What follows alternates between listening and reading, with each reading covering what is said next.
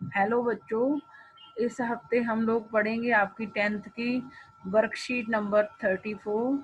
इस बार भी आपके पहले चैप्टर जो हिस्ट्री का है, यूरोप में राष्ट्रवाद, उसी में से तीनों वर्कशीट आई हैं और पिछले हफ्ते भी तीनों वर्कशीट इसी चैप्टर में से आई थी। और इसमें अब आप पढ़ोगे यूरोप में राष्ट्रवाद का उदय। आपको पता है सबसे पहले राष्ट्रवाद कहाँ पे आया था? यूरोप महाद्वीप में आया था, लेकिन जो आज का वर्कशीट है वो जर्मनी के एकीकरण से स्टार्ट हो रही है। जब मैं इसके बारे में 1848 में क्या हुआ था ये तो आपने पिछली वर्कशीट में भी पढ़ा था कि रूढ़िवादी लोग आ गए थे जो राजतंत्र के समर्थक थे, और उनके आने से क्या हो गया था, राष्ट्रवाद की जो भावना लोकतंत्र के लिए क्रांति करवा रही थी। राष्ट्रवाद की भावना जिसके आने से जो यूरोप के लोग थे वो क्रांति कर रहे थे लोकतंत्र या जनतंत्र को लाने के लिए। 1848 में रूढ़िवादियों ने उस भावना को, राष्ट्रवाद की भावना को, जो लोकतंत्र की स्थापना के लिए क्रांति करवा रही थी, उसको दबा दिया। और राज्य की सत्ता को बढ़ाने के लिए, यानी कि राजतंत्र को मजबूत करने के लिए, वो जो रूढ़िवादी दिखावा कर रहे थे राष्ट्रवादी होने का। और लेकिन फिर भी जो जर्मन के मध्य वर्गीय लोग थे वो कोशिश कर रहे थे 1848 में जर्मन महासंघ के, यानी कि जिन जिन एरियाज में जर्मन भाषा बोली जाती थी यूरोप के अंदर, उन इलाकों को जोड़कर जर्मनी को राष्ट्र राज्य बनाने की कोशिश की थी जर्मन के मध्य वर्गीय लोगों ने। लेकिन उस समय जो रूढ़िवादी आए थे, जो राजतंत्र के समर्थक थे, राजशाही के लोग थे और फौज थी उनके साथ लगी हुई, उन्होंने इन जर्मन के मध्य वर्गीय लोगों को जर्मनी को एक राष्ट्र राज्य बनाने की जो उनकी कोशिश थी उसको विफल कर दिया था, उनको कामयाबी नहीं मिलने दी थी। और जर्मनी 1848 में जो एक स्वतंत्र राष्ट्र या राज्य नहीं बन पाया था। इसके पश्चात प्रशा ने राष्ट्रीय एकीकरण के आंदोलन का नेतृत्व जबकि जो प्रशा के बड़े बड़े भूस्वामी थे वो भी नहीं चाहते थे कि जर्मनी का एकीकरण हो, लेकिन एक प्रशा के अंदर एक प्रमुख मंत्री था जिसका नाम था ऑटो वॉन बिस्मार्क। इसमें ऑटो वन लिखा हुआ है, लेकिन आपकी जो एनसीईआरटी की बुक है उसमें ऑटो वॉन बिस्मार्क है और सही नाम है ये। और फिर जब जर्मन के लोगों को, उस टाइम के राजतंत्र के समर्थक राजशाही और फौजों ने जर्मनी का एकीकरण करने से रोक दिया, तो वहाँ पर प्रशा का एक प्रमुख मंत्री आया जो जिसका नाम था ऑटो वन बिस्मार्क। और उसने क्या करा था, इन जिन जिन एरियाज में, जर्मन भाषी एरियाज में जिन जिन देशों का राज था या कब्जा कर रखा था, जिन देशों ने जर्मन भाषी इलाकों पर, उन देशों को पहले प्रशा के इस मंत्री ने हराया। वो देश थे ऑस्ट्रिया, डेनमार्क, फ्रांस। इन तीनों देशों के साथ लड़ाई लड़ी प्रशा के इस प्रमुख मंत्री ने और मध्य वर्गीय लोगों ने, और इन तीनों देशों को हरा दिया। वैसे कोशिश जर्मन के मध्य वर्गीय लोगों ने 1848 में शुरू कर दी थी, लेकिन उस टाइम इनको कामयाबी नहीं मिली थी। कामयाबी इनको उस समय मिली थी जब 1866 में प्रशा का जो प्रमुख मंत्री ऑटो वॉन बिस्मार्क है वो इनके साथ आके मिला था और जर्मन के मध्य वर्गीय लोगों का उसने नेतृत्व किया था। और तीन देशों जो ऑस्ट्रिया, डेनमार्क और फ्रांस थे जिन्होंने जर्मन भाषी इलाकों पर अपना कब्जा कर रखा था, उनके साथ लड़ाई लड़के उनको हराया था। फिर उसके बाद इन डेनमार्क, ऑस्ट्रिया और फ्रांस को हराने के बाद ही जो जर्मनी का एकीकरण था वो संभव हो पाया था। जब 1871 में 1866 से लेकर 1871 तक लोगों ने जर्मन को एक करने के लिए कोशिश की, और 1871 में जर्मनी का जब एकीकरण हो गया, जर्मनी एक राष्ट्र राज्य बन गया, तो उस टाइम जो वहाँ का जो राजा किसको घोषित किया गया था, ये वहाँ का प्रशा का ही वो था, व्यक्ति राजा था। प्रथम केसर विलियम प्रथम था जो 1871 में जर्मनी राष्ट्र राज्य बनने के बाद जर्मनी का राजा बना, और क्योंकि प्रशा ने जर्मनी को राष्ट्र राज्य बनाने में हेल्प की थी, तो जर्मनी के एकीकरण के बाद प्रशा एक महाशक्ति के रूप में उभर कर सामने आया, यानी कि एक शक्तिशाली देश के रूप में उभर कर सामने आया। जब जर्मनी एक देश बन गया, स्वतंत्र राष्ट्र बन गया, तो उसके अंदर कुछ चेंजेस की गई, जैसे मुद्रा थी, बैंकिंग सिस्टम था, और वहाँ की न्यायिक व्यवस्था यानी कि कोर्ट्स वगैरह थी, उनका मॉडर्नाइजेशन किया गया, आधुनिकीकरण किया गया। जो पुराना सिस्टम था उसमें नई नई चेंजेस की गई, करेंसी में भी, बैंकिंग सिस्टम में भी, और वहाँ की जो न्यायिक व्यवस्था, जो कोर्ट्स वगैरह थी, उसमें आधुनिकीकरण किया गया। अब मेन मतलब वहाँ पर जो यूरोप था, यूरोप के अंदर कोई भी राष्ट्र राज्य ढंग से नहीं था, और एक बहुत सारे इलाकों पर हेम्सबर्ग साम्राज्य का था, हेम्सबर्ग राज्य का वो था, साम्राज्य का राज चलता था। वहाँ पे एक ही वंश का राजा राज चलाता था। एक ऑटोमन साम्राज्य था, उसमें भी बहुत सारे इलाके थे यूरोप के, और राष्ट्र राज्य कम थे। तो धीरे धीरे करके एक ही भाषा बोलने वाले जो इलाके थे वो एक होकर एक देश बनते गए। ऐसे ही जर्मन भाषा बोलने वाले जो इलाके थे, उन्होंने प्रशा के जो प्रमुख मंत्री थे उनकी हेल्प से और जर्मन के मध्य वर्गीय लोगों से जर्मन देश का निर्माण किया। इसी तरीके से इटली भाषी इलाकों का अब देखते हैं कैसे एकीकरण हुआ। 1859 से लेके 1870 तक, यानी कि 1859 से लेके 1870 तक 11 सालों में इसका जर्मनी का एकीकरण 7 साल से हो गया। 7 साल में हो गया, जब प्रशा का मंत्री उनके साथ मध्य वर्गीय लोगों के साथ मिल गया। और इटली का एकीकरण होने में 11 साल लगे थे। इटली 7 राज्यों में बटा हुआ था, यानी कि जो इटली भाषी इटली संस्कृति के लोग थे, इटालियन संस्कृति के लोग थे, वो 7 राज्यों में बटे हुए थे। 1830 के दशक में जिउसेप्पे मैस्सिनी ने इटली के एकीकरण के लिए कार्यक्रम प्रस्तुत किया था। ये जिउसेप्पे मैस्सिनी के बारे में आपने पिछली वर्कशीट्स में पढ़ा था, जो 3 आई थी। और 1830 में इसने कोशिश करी थी जर्मनी को इटली को एक करने की। इटली कितने 7 राज्यों से में बटा हुआ था, मतलब इटली के लोग 7 राज्यों में बटे हुए थे। और जिउसेप्पे मैस्सिनी ने इटली का एकीकरण करने के लिए 1830 में क्रांति की थी। और 1830 एवं 1848 के क्रांतिकारी विद्रोह असफल हुए। 1830 में जो जिउसेप्पे मैस्सिनी ने क्रांति करी थी इटली के एकीकरण के लिए, वो भी असफल रही थी।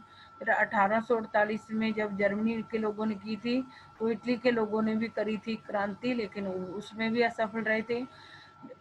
इटली के एकीकरण के लिए 1830 में भी लोगों ने, जिउसेप्पे मैस्सिनी ने क्रांति की, उसमें असफल रहा वो। फिर 1848 में भी इसके इटली के एकीकरण की कोशिश की गई, उसमें भी असफल रहे। 1859 में फ्रांस से सार्डिनिया पीडमोंट ने एक चतुर की कूटनीतिक संधि की, जिसके माध्यम से उसने ऑस्ट्रियाई बलों को हरा दिया। 1859 में फ्रांस से सार्डिनिया पीडमोंट ने एक चतुर मतलब फ्रांस से सार्डिनिया पीडमोंट ने, फ्रांस का जो व्यक्ति था सार्डिनिया पीडमोंट ने एक चतुर कूटनीतिक संधि की, जिसके फ्रांस से 1859 में फ्रांस से सार्डिनिया पीडमोंट ने एक चतुर कूटनीतिक संधि की, जिसके माध्यम से उसने ऑस्ट्रियाई बलों को हरा दिया। और 1861 में एमेनुअल द्वितीय को एकीकृत इटली का राजा घोषित किया गया। मतलब 1830 में भी इटली के जो 7 हिस्से थे उनको जोड़ने की कोशिश की गई थी जिउसेप्पे मैस्सिनी द्वारा 1848 में भी, लेकिन उस टाइम इटली का एकीकरण नहीं हो पाया था। लेकिन जब 1859 में फ्रांस से सार्डिनिया पीडमोंट जगह है, 1859 में फ्रांस से सार्डिनिया पीडमोंट ने एक चतुर कूटनीतिक संधि की थी, फ्रांस से सार्डिनिया पीडमोंट ने एक चतुर कूटनीतिक संधि की थी 1859 में, जिसके माध्यम से उसने ऑस्ट्रियाई बलों को हरा दिया था। क्यों हरा दिया था? ऑस्ट्रिया, देखो ऊपर भी देखा कि जर्मनी के कुछ हिस्सों पर भी ऑस्ट्रिया ने कब्जा कर रखा था। इसी तरीके से ऑस्ट्रिया ने इटली के कुछ हिस्सों पर भी कब्जा कर रखा था। तो जब ऑस्ट्रियाई जो बल थे जो इटली को एक नहीं होने दे रहे थे, जब उनको हरा दिया तो उसके बाद इटली का भी एकीकरण हो गया। और जब 1861 में एमेनुअल द्वितीय को एकीकृत इटली का राजा घोषित किया गया। ये तो 1861 में ही कह रहे हैं कि जो इटली था उसका एकीकरण हो गया था, और उसका राजा किसको घोषित किया गया था 1861 में? एमेनुअल द्वितीय को। आप लोगों ने ये चीज 1859 वाली देखो, इटली के जो इटली बोलने वाले, इटालियन भाषा बोलने वाले राज्य थे, वो 7 राज्य थे। 1830 में जोसेफ मैसिनी ने भी इटली का एकीकरण करने की कोशिश की, क्योंकि वो क्रांतिकारी थे। और 1848 में भी कोशिश की गई, लेकिन इटली का एकीकरण नहीं हो पाया था। और उसके बाद 1859 में पहला प्रयास हुआ था कि मगर तीसरी बार प्रयास हुआ था, जिसमें फ्रांस से सार्डिनिया पीडमोंट ने एक चतुर कूटनीतिक संधि की थी, जिसके द्वारा ऑस्ट्रिया को हरा दिया गया था। जो ऑस्ट्रियाई बल थे उनको हरा दिया गया था। और 1861 में जब इटली का एकीकरण हो गया तो एमेनुअल द्वितीय को वहां का राजा घोषित कर दिया गया था। Count Camillo de Cavour Sardinia Piedmont का प्रमुख मंत्री था। काउंट कैमिलो दे काबूर, ये सार्डिनिया पीडमोंट जगह का नाम है। मैंने पहले भी बताया, फ्रांस और सार्डिनिया पीडमोंट के बीच में एक चतुर कूटनीतिक संधि हुई थी। वो संधि किसने करवाई थी? Count Camillo de Cavour. जैसे कि प्रशा के एक प्रमुख मंत्री ऑटो वॉन बिस्मार्क ने जर्मनी के एकीकरण में हेल्प की थी, ऐसे ही काउंट कैमिलो दे काबूर ये भी प्रमुख मंत्री था सार्डिनिया पीडमोंट का। इटली के प्रदेशों को एकीकृत करने वाले आंदोलन का नेतृत्व किया। हालांकि वह स्वयं ना तो एक क्रांतिकारी था और ना ही जनतंत्र में विश्वास रखने वाला। फ्रांस के साथ की गई चतुर्संधि के पीछे काबूर का हाथ है, जिसके कारण ऑस्ट्रिया को हराया जा सका एवं इटली का एकीकरण संभव हो सका। क्योंकि आपको भी पता है कि पिछले उसमें आपने वर्कशीट में पढ़ा होगा, जिसमें कहा गया था, एक व्यक्ति ने कहा था कि फ्रांस जब सीखता है तो पूरे यूरोप को जुकाम हो जाता है। तो इसी तरीके से जो सार्डिनिया पीडमोंट का प्रमुख मंत्री था काउंट कैम, जो सार्डिनिया पीडमोंट है वहाँ इटालियन भाषा बोली जाती होगी, जो इटली का कुछ हिस्सा होगा। तो इसका जो प्रमुख मंत्री था काउंट कैमिलो दे काबूर, उसको पता था कि जो फ्रांस है वो पावरफुल है, तो इसलिए सार्डिनिया पीडमोंट के जो प्रमुख मंत्री काउंट कैमिलो दे काबूर थे, उसने फ्रांस के साथ एक चतुर संधि कर ली। और उसको पता था अगर फ्रांस के साथ हाथ मिला लिया जाए तो ऑस्ट्रिया को हराया जा सकता है। और उसकी ये संधि काम जाए, जो उसकी सोच थी काउंट कैमिलो की, वो हुई, सफल हुई। उसने फ्रांस के साथ एक चतुर संधि करी और उसके बाद उसने ऑस्ट्रिया को हरा दिया, क्योंकि ऑस्ट्रिया ने वहाँ पे कब्जा कर रखा होगा इटली भाषी इलाकों पर, और फिर इटली का एकीकरण संभव हो पाया। लेकिन कैसे हुआ है संभव? नेतृत्व ये व्यक्ति कर रहा था जो काउंट कैमिलो दे काबूर है, जो सार्डिनिया पीडमोंट का प्रमुख मंत्री था। और जबकि वो काउंट कैमिलो दे काबूर था, उसने नेतृत्व किया था इटली के प्रदेशों को एक करने के लिए, लेकिन वो ना तो क्रांतिकारी था खुद, ना ही वो लोकतंत्र में भी उसका कोई विश्वास नहीं था। जनतंत्र का मतलब लोकतंत्र ही होता है।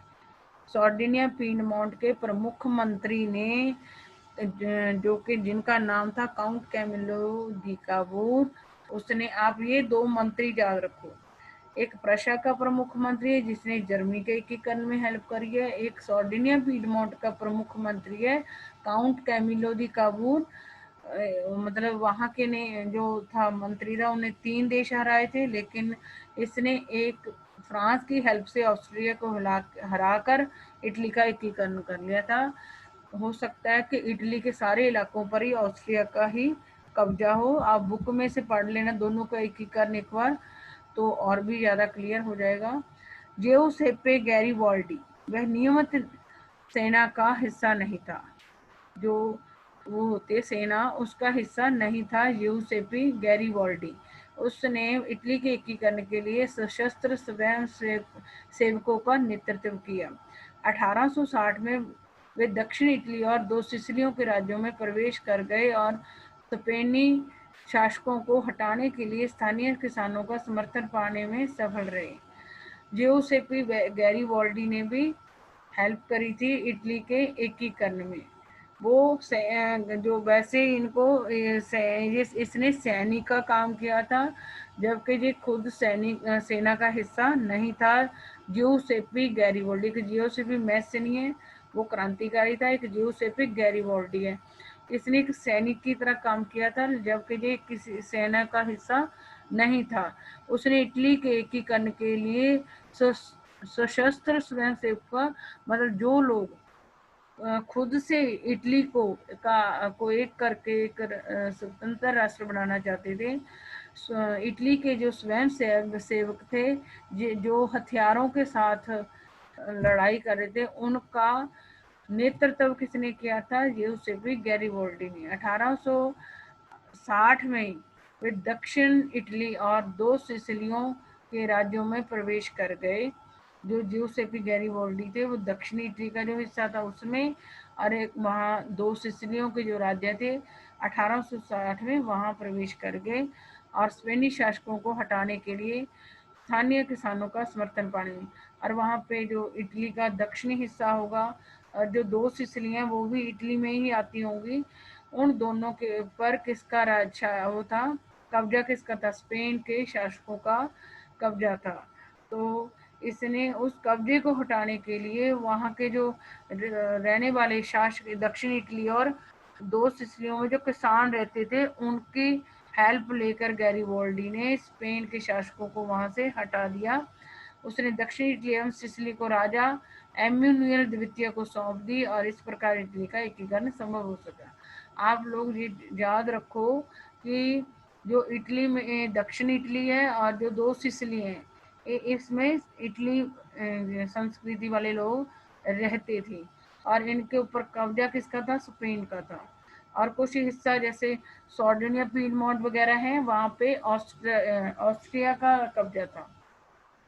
सार्डिनिया, पीडमोंट के ऊपर ऑस्ट्रिया का था, लेकिन सार्डिनिया, पीडमोंट के प्रमुख मंत्री काउंट कैमिली द काबूर का दिमाग चलता था। उसने सोचा फ्रांस शक्तिशाली देश है, अगर उसके साथ एक संधि की जाए तो वो ऑस्ट्रिया को हरा सकता है, और वो सफल हुआ था इस बात में। और एक दूसरा बंदा था जिउसेप्पे गैरिबाल्डी, जिसने सैनिक की भूमिका निभाई थी, जबकि वो एक सैनिक नहीं था। उसने इटली के एकीकरण के लिए जो वहाँ के इटली के लोग, जिनको हम कहते हैं ना, जो खुद सेवा करना चाहता देश का, तो इटली के जो स्वयं सेवक थे, खुद लगे हुए थे लोग इटली को एक करने के लिए हथियारों की हेल्प के द्वारा। तो उनका नेता कौन बना फिर? जिउसेप्पे गैरिबाल्डी, जो कोई भी सैनिक वगैरह नहीं था, लेकिन फिर भी उसने सैनिक की भूमिका निभाई और 1860 में वो दक्षिणी इटली और 2 सिसिलियों के राज्य में प्रवेश कर गया, जहाँ पर स्पेन के शासकों का कब्जा था। और वहाँ पर स्पेन के कब्जे को हटाने के लिए दक्षिणी इटली और 2 सिसिलियों के राज्यों से स्पेन के शासकों को हटाने के लिए वहाँ के जो किसान थे उनकी हेल्प ली गैरिबाल्डी ने।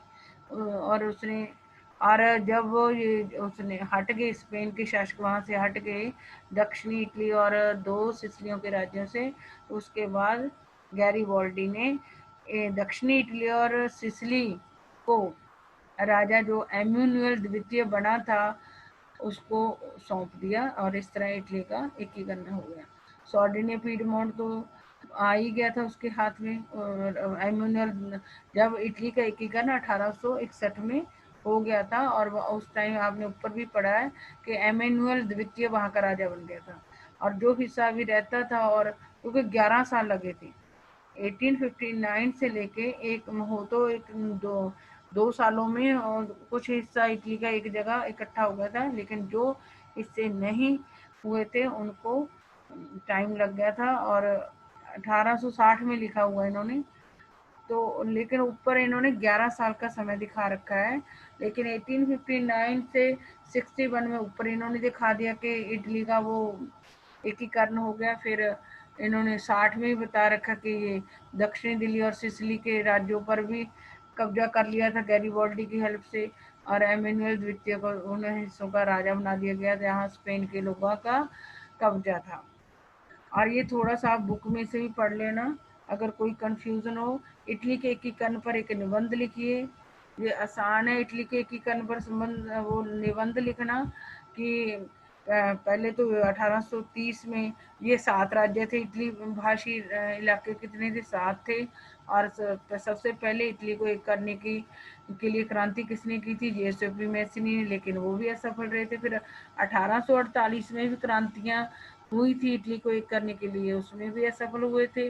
लेकिन 1859 में काउंट कैमिलो दी काबूर, जो कि सार्डिनिया पीडमोंट जगह का वो था, प्रमुख मंत्री था, उसने कोशिश की, फ्रांस के साथ एक चतुर संधि बनाई जिसके तहत उसने ऑस्ट्रिया को हरा दिया, जिसका कि सार्डिनिया पीडमोंट के ऊपर कब्जा था, इटली भाषी इलाके पर कब्जा था।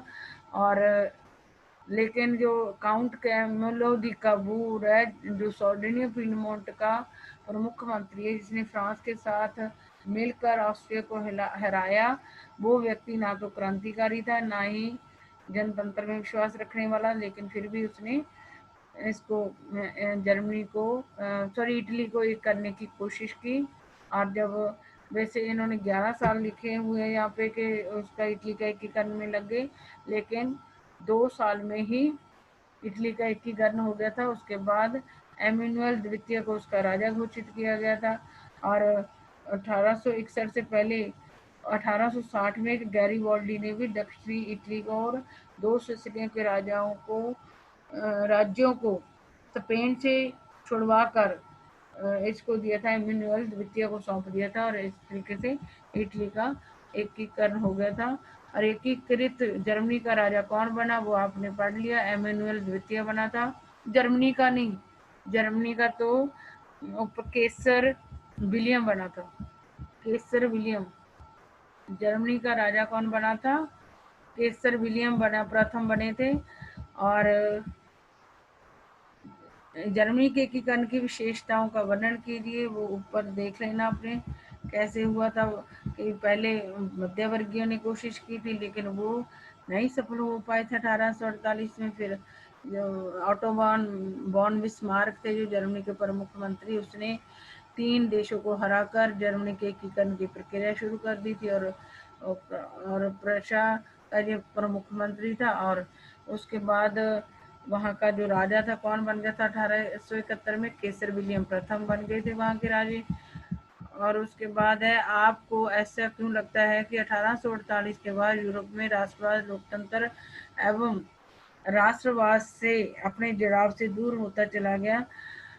हमें इसलिए लगता है क्योंकि उस टाइम जो रूढ़ीवादी थे 1848 में, जो रूढ़ीवादी राजे थे, उन्होंने जो शासक थे उस टाइम के 1848 के, वो रूढ़ीवादी थे। और वो रूढ़ीवादी लोग जो वो थे, पुराना राजतंत्र था उसको दोबारा से स्थापित करना चाहते थे, थोड़ा बहुत बदलाव करके उसके मतलब राजतंत्र को मॉडर्नाइजेशन की हेल्प से दोबारा स्थापित करना चाहते थे।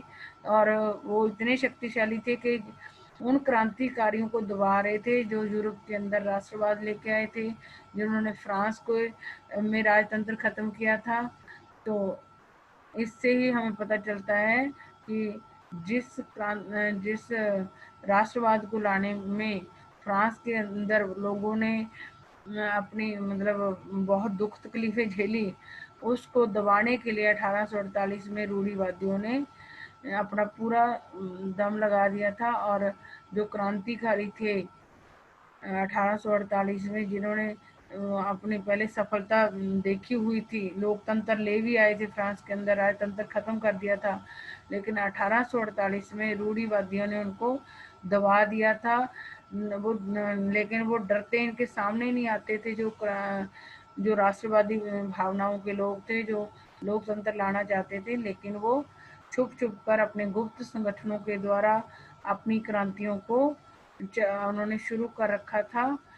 इससे पता चलता है कि 1848 में जो रूढ़िवादी आए, उन्होंने राष्ट्रवाद, जो लोकतंत्र और क्रांति से जुड़ा हुआ था, उसको दबाने की कोशिश की, और वो दब भी गया था, और लोग, क्रांतिकारी लोग इन रूढ़िवादियों से डर भी रहे थे। जबकि उनके अंदर राष्ट्रवाद की भावना थी, लोकतंत्र लाना चाहते थे, उसके लिए वो गुप्त क्रांतियां भी कर रहे थे, लेकिन इन रूढ़िवादियों से वो डर रहे थे और वो छुपकर ये काम कर रहे थे। और इससे हमें पता चलता है कि 1848 में यूरोप में जो राष्ट्रवाद था, वो लोकतंत्र और राष्ट्रवाद से जुड़ा होकर भी, लेकिन कहीं कहीं वो दूर था उससे, राष्ट्रवाद लोकतंत्र की भावना और क्रांति से दूर था। और आज ये हमारी जो इस मतलब जो हमारी 34 वर्कशीट है वो कंप्लीट हो रही है, और आगे हम 35 वर्कशीट कल करेंगे।